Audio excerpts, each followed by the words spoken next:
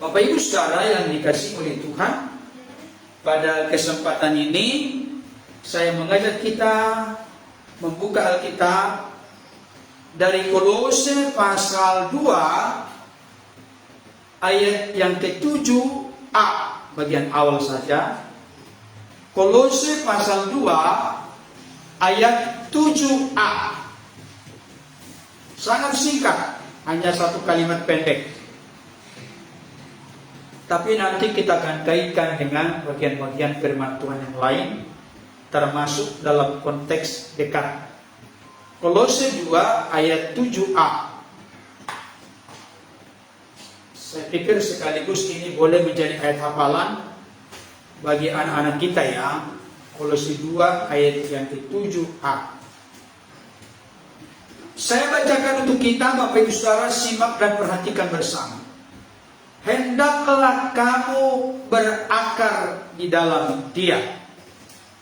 Sekali lagi, hendaklah kamu berakar di dalam Dia. Bagian firman Tuhan ini disampaikan oleh Rasul Paulus kepada jemaat Kolose. Dikatakan begini, hendaklah kamu berakar di dalam Dia. Maka topik atau tema kita kali ini berakar di dalam Yesus atau berakar di dalam Kristus. Apa argumentasi atau alasan saya berkata ini menuju atau merujuk kepada Yesus Kristus? Perhatikan baik, karena ayat 6 berkata begini, karena kamu telah menerima Kristus Yesus Tuhan kita. Jadi ketika disebutkan Rasul Paulus berakar di dalam Dia, maka merujuk kepada ayat yang ke-6. Dia di situ adalah Yesus Kristus Tuhan kita. Jadi berakar di dalam Yesus Kristus. Saudaraku dikasihi Tuhan, saya melihat ada keunikan dari seorang Rasul Paulus, Rasul yang sangat besar, murid yang sebelumnya adalah murid Profesor Gamaliel. Beliau adalah penulis mayoritas Perjanjian Baru. Termasuk rasul-rasul senior pun mengakui kehebatan, kebesaran dari seorang Rasul Paulus dipakai oleh Tuhan.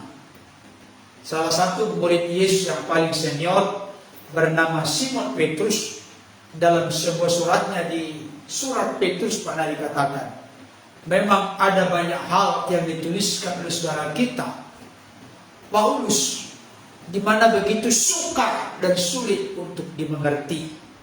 Oleh karena sukar dan sulitnya dimengerti, seorang rasul senior berkata demikian, maka ada banyak orang jadi salah mengerti, salah memahami apa yang disampaikan oleh seorang Rasul Paulus. Memang, Bapak Ibu Saudara, salah satu surat yang seringkali dipakai oleh para master teologi program S2 mau mengambil program S3 atau doktor, menulis disertasi. Disertasi itu adalah tulisan karya ilmiah untuk doktor atau S3. Mereka menulis dari kitab Roma.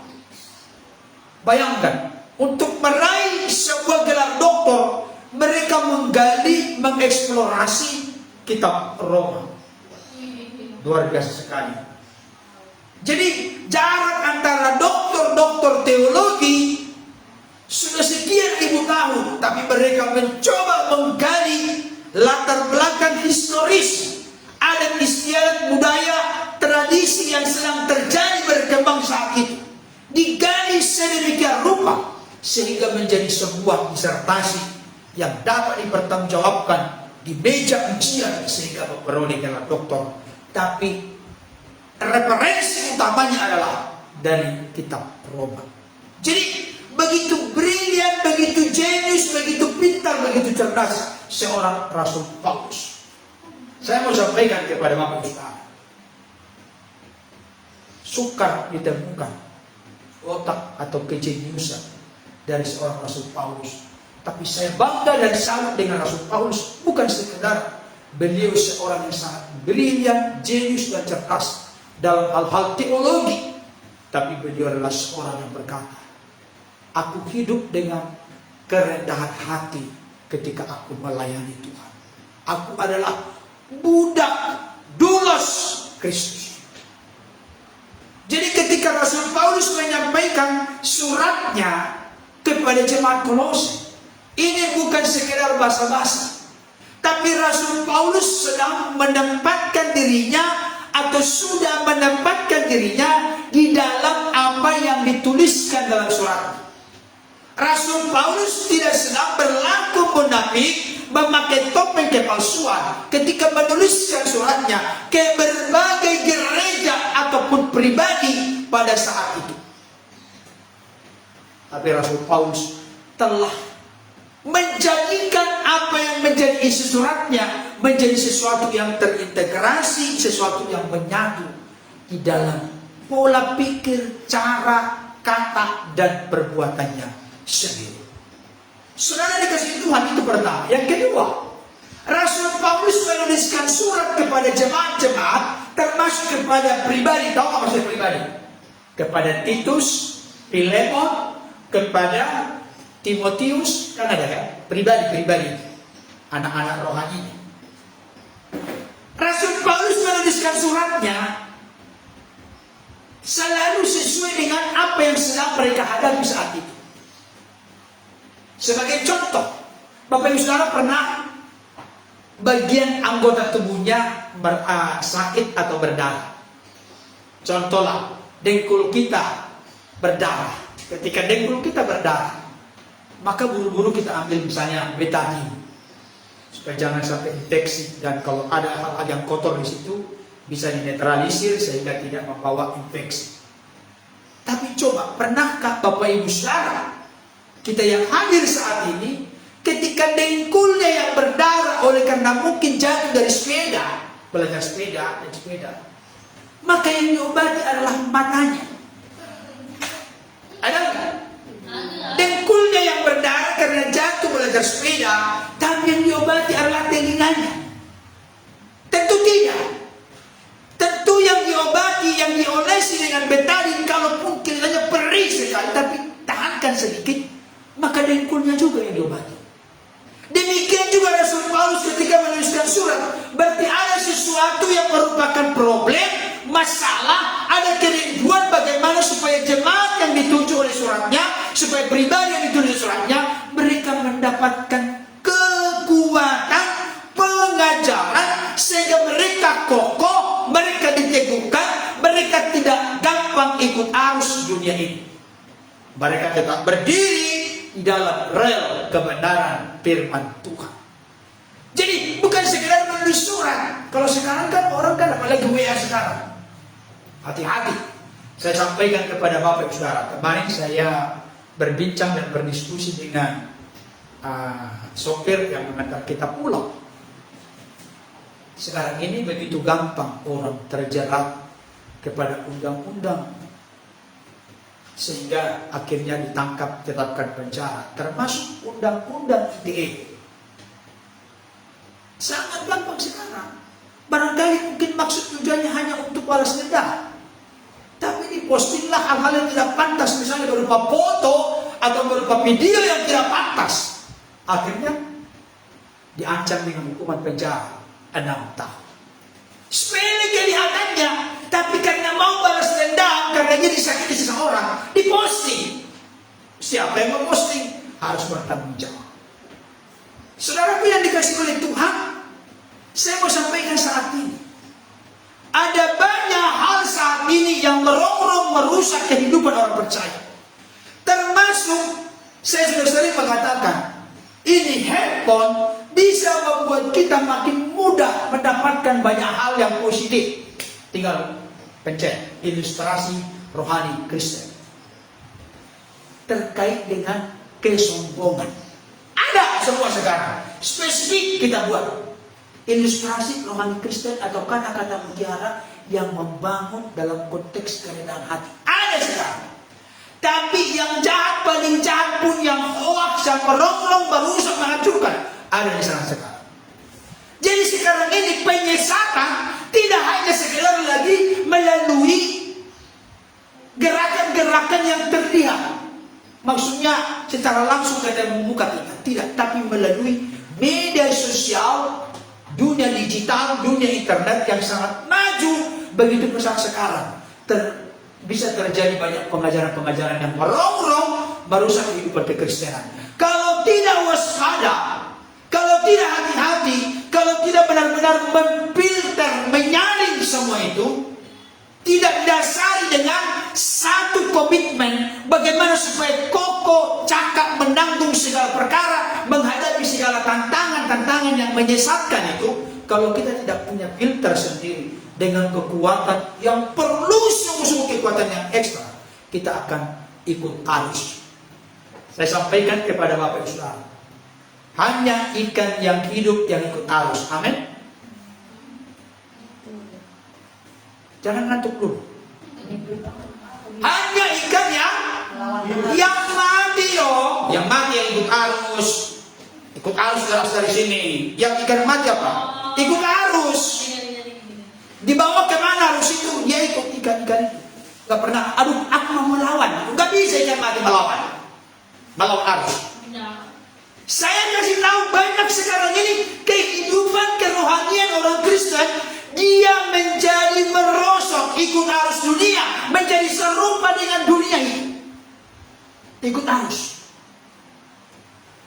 Nggak mungkin kita berbeda sekarang dengan dunia. Kalau tidak, kita asing sendiri. Kita berbeda sendiri. Kita nanti dikucilkan. Kita nanti diasingkan. Saya kasih tahu. Itulah pertarungan konkret, pertarungan nyata yang sedang terjadi dalam konteks kehidupan orang-orang dunia sekarang. Apakah Bapak Ibu Saudara mau melawan arus? Atau apakah Bapak Saudara ikut arus?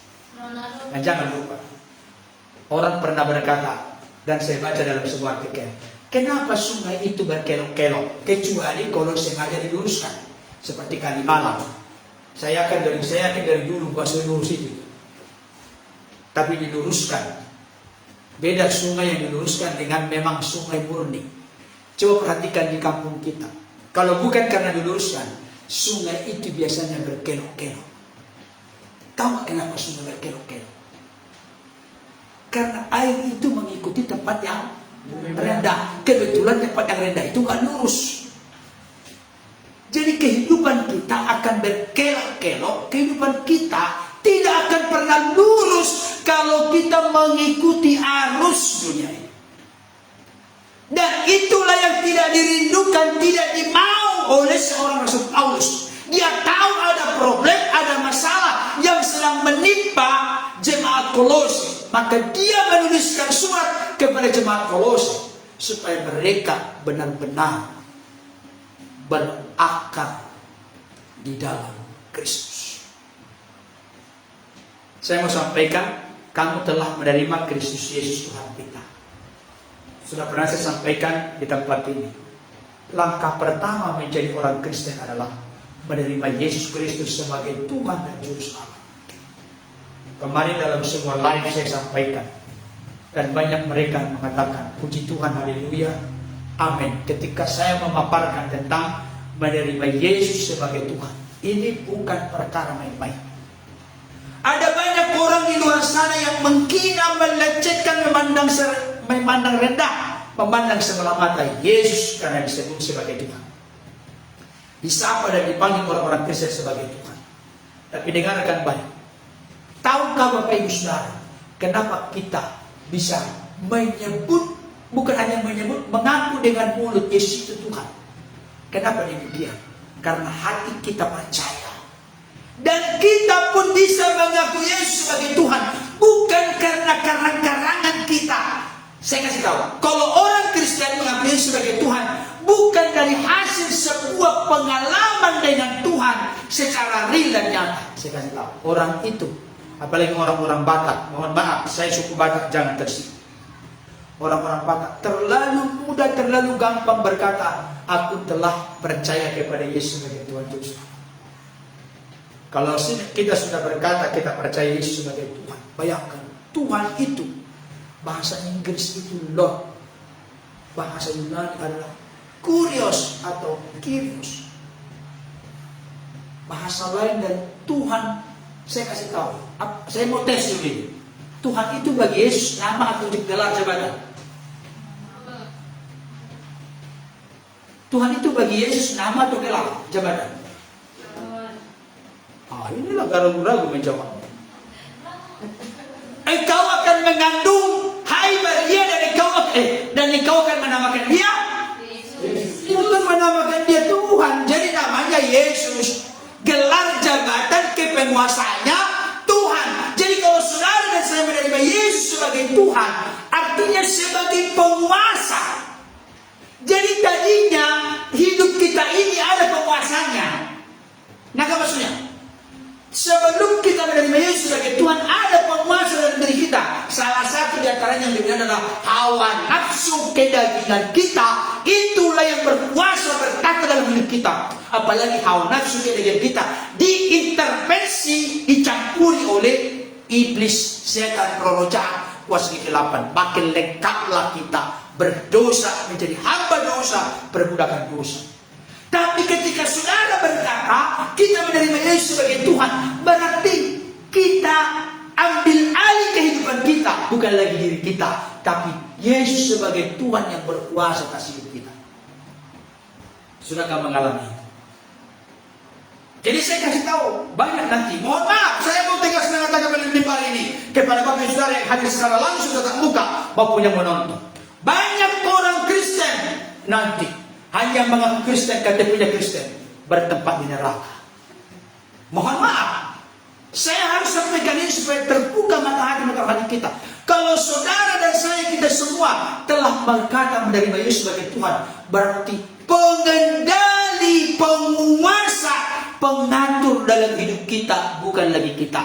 Makanya lagu pujian mengatakan, suka-suka mu atau ku. Maksud saya kenyataannya. Kok? Mana yang benar? Suka-sukamu Tuhan. Waduh, kalau nyanyinya bagus sekali. Perhatikan dulu lagu itu bagus sekali. Sungguhlah hidupku telah ditebus oleh kuasa darah yang kudus. Sekarang hidupku bukan milikku lagi. Perhatikan, kalau kita sudah ditebus, kita bukan milik kita.